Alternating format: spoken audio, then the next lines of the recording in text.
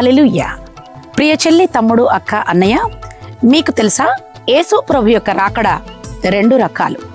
మొదటిది రహస్య రాకడ. మనం ఆరోహణమవుతాం. అలాగే రెండవ రాకడ. ఇవి రెండు వేరువేరు ప్రత్యేకమైన సంఘటనలు.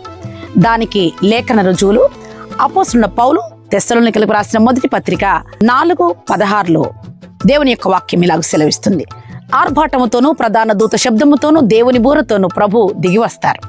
అప్పుడు క్రీస్తునందుండి మృతులైన వారు మొదట లేస్తారు. ఆ మీదట సజీవులమైన మనము కూడా మహిమ దేహాన్ని ధరించుకొని ఆకాశ మండలంలో మేఘాల మీద ఆకాశ మండలానికి ఆయన యొద్దకు కొనిపోబడతాం. ఇది మనము రహస్య రాకడలో ఎత్తబడే సంఘటన. ఇది మన ఆరోహణ.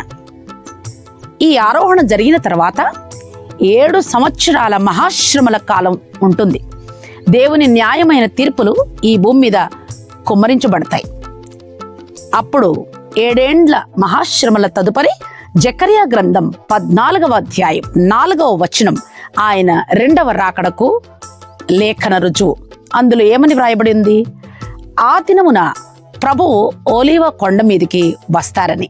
అలాగే యూదా పత్రికలో 14వ వచనంలో కూడా ప్రభువు భక్తిహీనులైన ఈ మనుషులు చేసిన భక్తిహీనమైన పనులన్నిటిని బట్టి వారికి తీర్పు తీర్చుటకు వేవేల పరిశుద్ధులతో వస్తారు అని.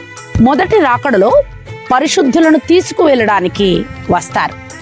రెండవ రాకడలో పరిశుద్ధులతో కూడా వస్తారు.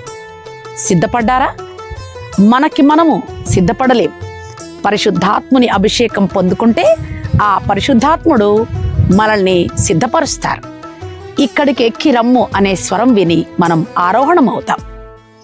ఒకవేళ విడవబడితే 7 ఏండ్ల మహాశ్రమలు, అగ్నిగుండం. మీరు తప్పక సిద్ధపడతారని ఆశిస్తున్నాను. May God bless you.